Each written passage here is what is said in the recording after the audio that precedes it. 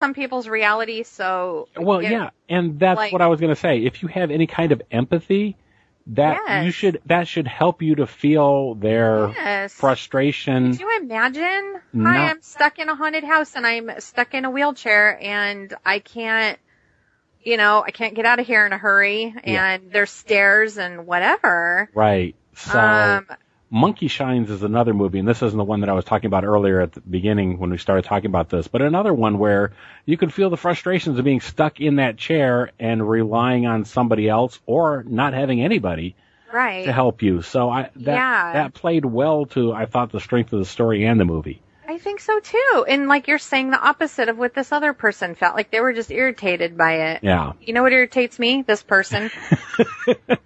There's a lot of people on Netflix irritating you, aren't there? I'll put them in a wheelchair. Just kidding. Just kidding. No, but seriously though, it does have a slow build. Mm-hmm. You know, she's in this accident. She finds herself having to go back and live with her estranged father. Right. They don't know each other real well. That lends a whole feeling of like awkwardness. Right. And she starts finding these videotapes. She's bored. She's stuck home all day. Her dad actually goes to work and she's stuck in this giant house, out somewhere in the Louisiana. There's quite a bit of swamp around her actually. There is, yeah. So you have that feeling of isolation. She's alone. She pops in she's looking for something to do.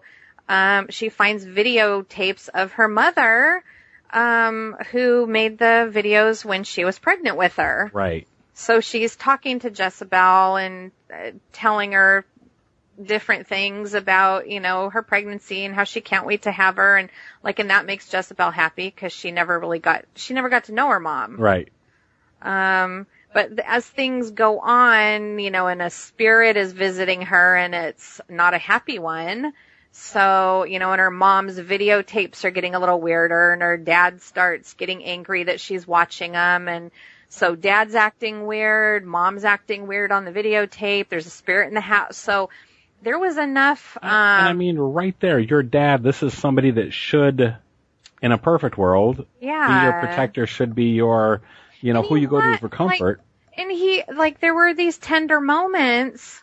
But then but then there were moments where not so tender. Yeah. So it's like, what's his damage? Yeah. So you think okay, obviously something was weird, between the mom and dad and, Jessabelle's like, I want to watch these. She was my mom. And I remember she was crazy and had something wrong with her and don't watch those. And so, and the mom seems okay in the video. She seems scared or kind of weird, things kind of start to... Yeah, she's into tarot cards and stuff, and she thinks she sees some dark, ominous thing coming, and it's just, there was enough stuff going on where I found it engaging. Yeah. It did unfold slowly. There's a lot of just atmospheric, a lot of quiet moments, I guess we call them. Yeah.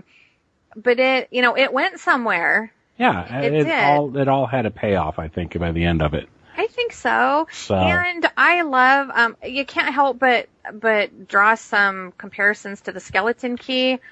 I loved the Skeleton Key. If you haven't seen it, please, you've got to see it.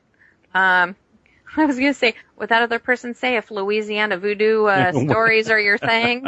You know what? Have a Skeleton Key and Jessabelle night. That would be an awesome double feature. There you go. That would be totally fun.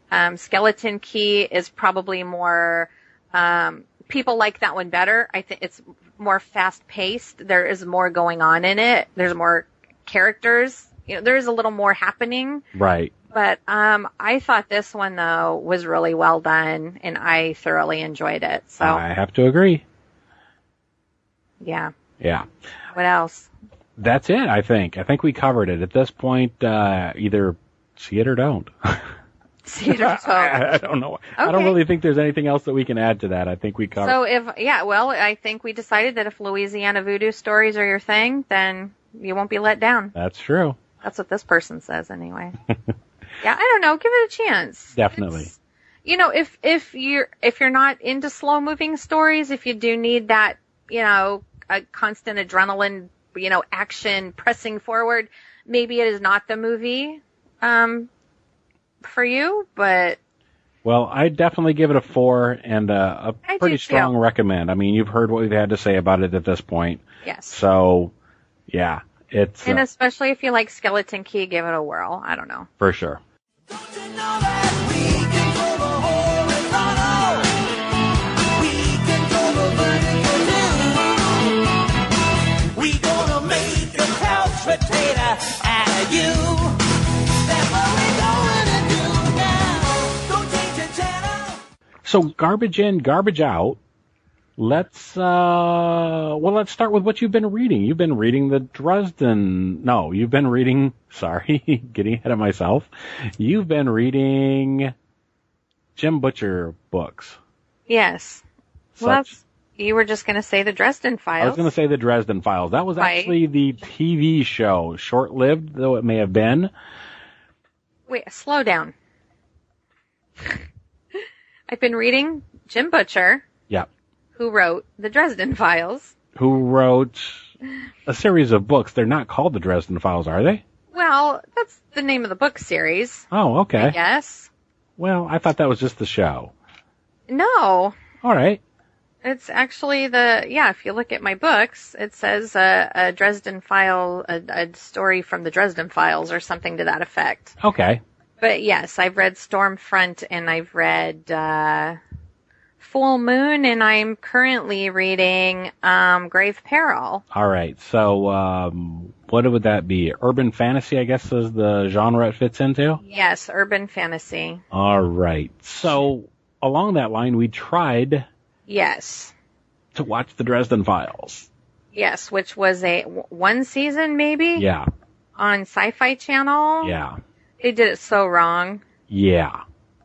It's nothing like I know TV shows and movies are never a lot like the books. This was nothing like it. Right.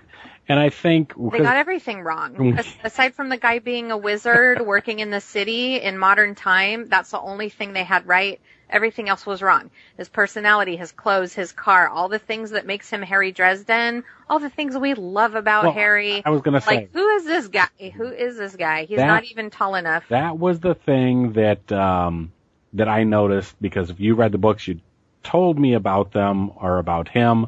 Yeah. And it seems to be the books were very much character-driven about him. And so we've always said... We understand when the books and movies, and they're all different mediums, and there's going to be changes and things, but the books very much seem to be about the character. Right. And so if you don't try to even approximate the character... Yes. Yeah. Harry is a great character. Like, that's... The people who love the book series loves his character. Mm-hmm. I mean, you can't help it. If you don't love him, you're not going to read the stories because it's all about him, right? Right. It's his point of view. It's his adventures, his misadventures. I mean, he's funny and dashing and dorky and handsome and awkward. And like, there's all of these really great things about his personality. And it was just not captured in any way, shape, or form on the TV show. Okay. He wears very distinct clothing. He dresses like a cowboy. He wears his duster. He's got his hat. He drives an old beat-up Volkswagen Beetle. The guy in the TV series, I don't know what he was wearing, and he drives a Jeep. Who is that guy? Imposter? It was wrong. All right. Fail. Read the books. I highly recommend the books. If you're a reader, if you want a fun... urban fantasy novel with wizards and vampires and werewolves and ghosts and all that fun stuff. Yeah, I would absolutely recommend it. Yeah. All right. Deadpool. What'd you think of Deadpool? It was all right. Okay. Yeah, I have to agree with you. Yeah, it was one of the times that I think they gave away all the best stuff in the trailer, and it just I love Ryan Reynolds. I do too. I enjoyed the character of Deadpool. I appreciated this is maybe where we differ. I appreciated an R-rated superhero. But it was just so that they could tell jokes, though. Tell dirty jokes and so on. Yeah.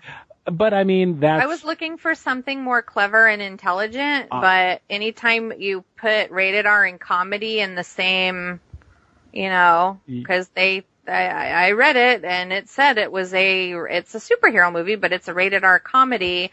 I knew right away that it would be, schoolyard adolescent humor, which I don't, it's just, I was going to say, sorry. I'm okay with, but I still wanted a little bit more. I expected I shouldn't say expected. I'd hoped for a little bit more with Ryan Reynolds. Ryan Reynolds? Wow. Rentals? Ryan Reynolds. I wanted just a little bit more clever in it. Yeah. It was a little too lowbrow for me. Sorry. But other than that, I enjoyed the movie. I enjoyed the performances of everybody in there and stuff. Yeah. But it was just kind of meh. And I liked it. I liked certain things about his character, his attitude, and those were the things I was looking for. Right. But it did just seem like it depended too much on the R rating for. I think I would like to see a second one. Yeah. I think. Well, they're going to make a second one. Okay, good. Because I'm hoping that they tighten it up a little bit. Then I kind of feel like they won't. You don't think so? No, because the ratings were really good on it, and the fans loved it. It got a great reviews. Everybody loved it. I don't think they're going to change anything. Why would they? I hope they do, but we'll see. Yeah. Speaking of. Well, this one I'm going to say even lower. It's more meh. The Seventh Son. Seventh Son. Do you remember that movie at this point? No, what was that again? Oh my gosh. Seventh Son, Julianne Moore and. Oh dear. Yeah. Oh, that was what happened. That sadly was a miss, huh? Yeah, sometimes that Jeff happens. Bridges as a hero, as a witch hunter, and him training somebody else it was just bad. Sometimes that happens. You see a trailer for something and it's like, oh, cool, a fantasy adventure with cool special effects and how could you miss with that? Because they had the budget for it, they had everything. A good cast. I love Julianne Moore. Mm-hmm. And it just. I don't know. Yeah, so vanilla, so. Yeah. So bleh. Yeah. Yeah. I was finding myself looking at the clock and, is this thing almost over because I have things I could be doing? Right. And, that's never a good thing. Never a good thing. Yeah. And that was disappointing because, and evil witch and dragons and, how could you not love that? How could you miss a good substitute,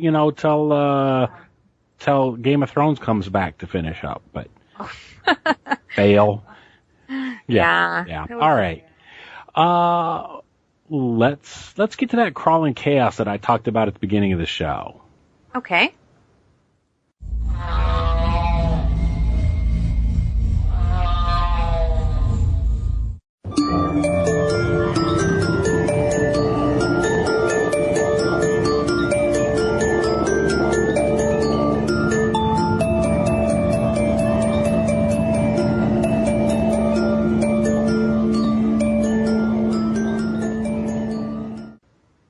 So, for Crawling Chaos, we had our, your sister was here visiting. Yeah. And luckily she likes horror movies. She loves movies and enjoys horror movies, and so that's why we did a series of them. Yes. Had she not seen the Jeepers Creepers movies at all? That's right. Or she hadn't seen any of them, so we did a double feature.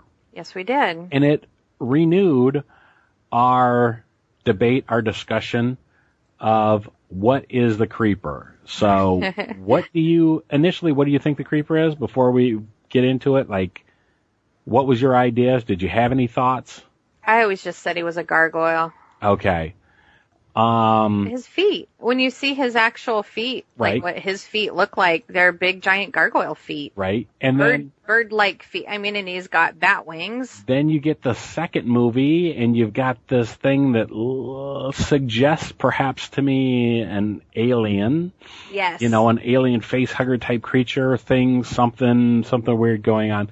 So to finally put that to rest, as best we could,